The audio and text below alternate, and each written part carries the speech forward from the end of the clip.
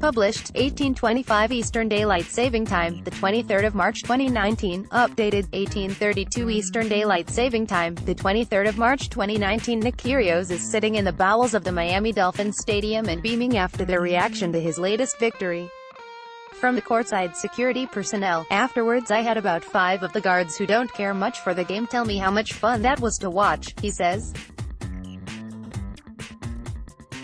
"That's super important because this is the entertainment business." The 23-year-old Australian had just gone through to the third round of the Miami Open with a win over qualifier Alexander Bublik that had an element of the Harlem Globetrotters about it.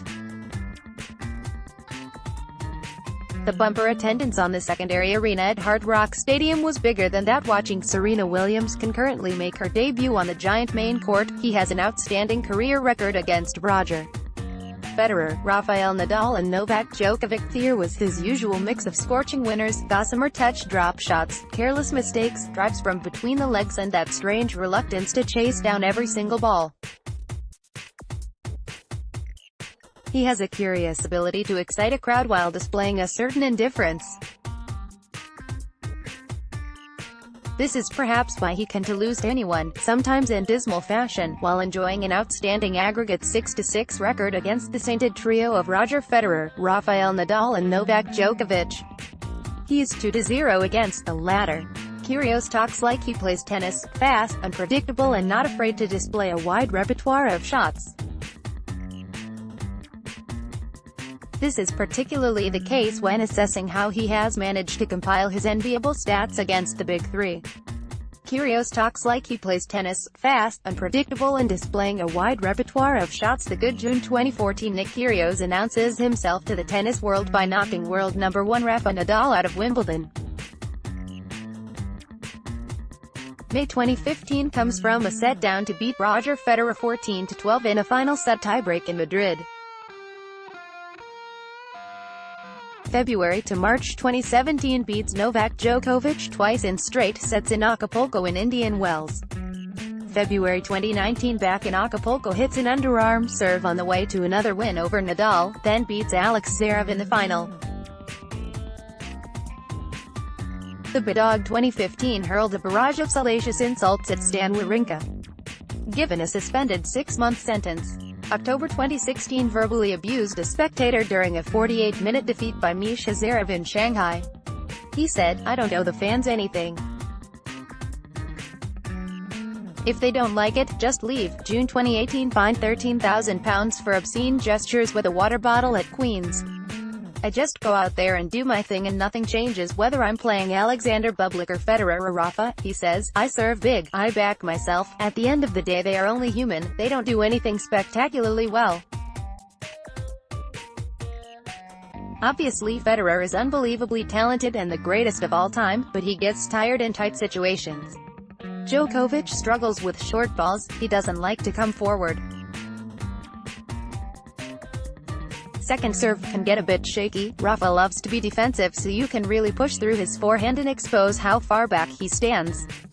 So they do have weaknesses, and if you play the right way and execute it right under pressure then they can be beaten. You just have to play the right way and for the stars to align.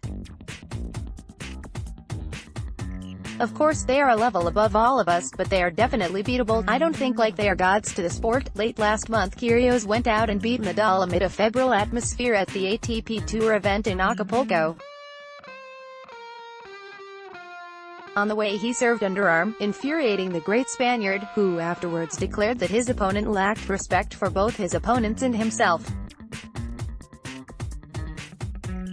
Kyrgios plays around behind the clock during his match against Alexander Bublik in Miami, and like too many of the present-day younger ATP players, you will not find Kyrgios coming off court to describe it as an honor to share the court with them. "I don't know how much respect the others show them, but I'm not going to really respect someone just because they can hit a ball over the net. That's not enough for me to give them respect," said Kyrgios, who today plays Serbia's Dusan Lajovic. "Why would I give them an inch? They've already got the advantage with always playing on the best courts in the best conditions, all that sort of stuff. So I don't know why you would give them inches. Obviously what they, the trio, do for the sport is huge. They inspire millions around the globe. But when I'm on the court we are competing and I'm not trying to be your friend. I'm not sure why I would go out there and be very respectful of Rafa to get ready for me to serve." Kyrgios throws his racket during his match against Philip Kohlschreiber at Indian Wells is perhaps telling that Kyrgios's peak this year came when winning the ATP title in the Mexican playground, where there were evidently plenty of distractions away from the grind of the tennis. Acapulco was insane on and off the court. I definitely lost a couple of years off my life that week. I was going jet skiing every day, I had my best friend there, it was like a holiday week. That's when I tend to play well. One of the best atmospheres ever. I hit it, the underarm serve, and people say, he's being disrespectful, but when other people do it they'd be saying, very technically switched on. When I did it, it's like the roof is falling in. I'm never going to hit one again because I got scorched for it. I'm kidding, I'm hitting it again for sure. I was thinking about it all day today. At times I think tennis is way too serious. I don't thinking about goal setting. There's so much going on in the world that we are so sheltered from. I'm not trying to put my attention into tennis too much. I come in and play my match at somewhere like this and I'm out of here. Kyrgios has long established a bond with Andy Murray, who he believes is one of the people who gets him. The two have stayed in touch while Murray continues his convalescence. Kyrgios went out and beat Rafael Nadal on way to winning the Acapulco Open in Mexico. He had a hit the other day with Amanda Anisimova, the exciting American prospect, at 9 a.m. the other day. I never hit that early. Andy in Brisbane this year asked me if I wanted to hit at 9 a.m. and I said that's way too early. He messaged me the other day when he saw that I'd hit with her, adding a sad face, "See, I have been in contact with him a little bit. He is obviously a great guy and I wish him all the best. If he can come back and play, I don't even care if he wins a match, I just want to see him back on the tour and competing.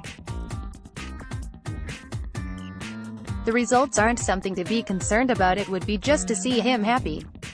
If he's able to play again, that's a success. I think he is someone I will keep in contact with when I have finished playing for sure." In his darker moments, Kyrgios does not always help himself, putting in half-hearted efforts or descending to puerile antics like making suggestive gestures with water bottles, as he did last summer at Queen's. But the ongoing debate among some earnest types about whether he is good for the game is tennis's most inane debate. Of course he is, for all the undulating behavior. The Harlem Globetrotters analogy is a fitting one, because he makes no secret that what he would much rather be doing is shooting hoops. Last week he could be found dispensing wisdom to a group of 11-year-old school children as part of a UNICEF charity appearance prior to the tournament. After advising them that it was important to always listen to their parents, he also added a note of regret, "When I was 14, my parents told me I could no longer play basketball and still to this day it breaks my heart. It was one of the toughest challenges to give that up. I love basketball.